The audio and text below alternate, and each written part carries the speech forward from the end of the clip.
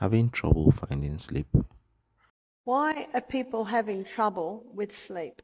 Well, Proverbs 14 verse 6 says, knowledge is easy to him that understands. So what my aim is to give you an understanding of sleep. I want to show you what happens when you sleep. And when you understand what happens when you sleep, you begin to have a knowledge on the important times to sleep and why. There's a little tiny gland in the base of the brain, and it's called the pineal gland. And the pineal gland is about the size of maybe a macadamia nut, and it's right in the base of your brain. And the pineal gland releases 4 hormones every night, but only in certain hours. In the winter time, it's between 9 and 2. And I think your summertime ends end of October, is that right? We call it daylight saving. So in Australia, I think daylight saving's just about begun, and that when daylight saving, so at the moment you're still on summertime, yeah?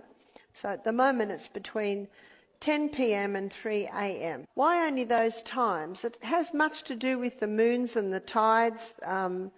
Light and dark signals are fed through the optic nerve to a control centre in the brain where your body clock is located.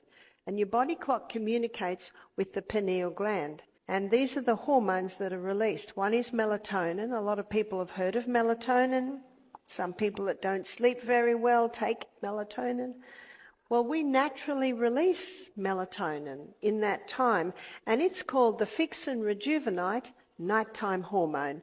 So it is this hormone that probably is mostly responsible for the fix and rejuvenation that's happening in our brain and our body while we sleep. Another hormone is serotonin. That's the mood hormone. So if you want to feel good, go to bed early. What are the kids like if they have a late night? Not very happy. Either are the adults. Another hormone that's released in these hours from the pineal gland is arginine vasotocin. Those kids are having a ball out there somewhere, yeah? Arginine vasotocin is our natural painkiller. Did you know you have a natural painkiller? When you go to bed in these hours, your natural painkiller is released. But your natural painkiller, when it's used, it leaves a waste.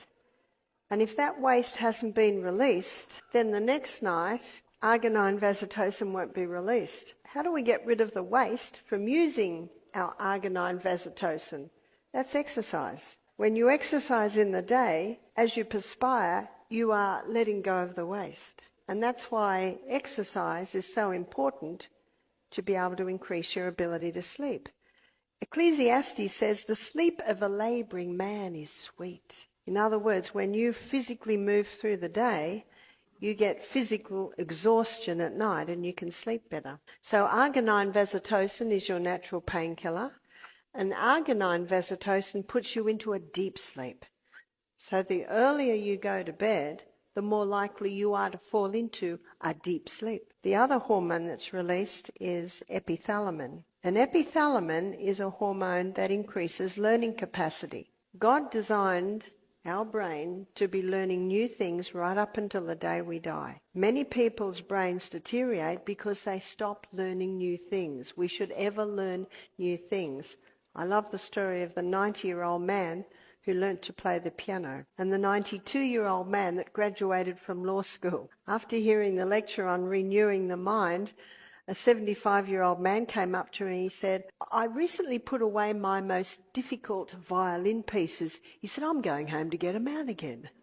So epithalamin increases learning capacity. So to be able to understand and retain the new things that you're learning, we need to go to bed early.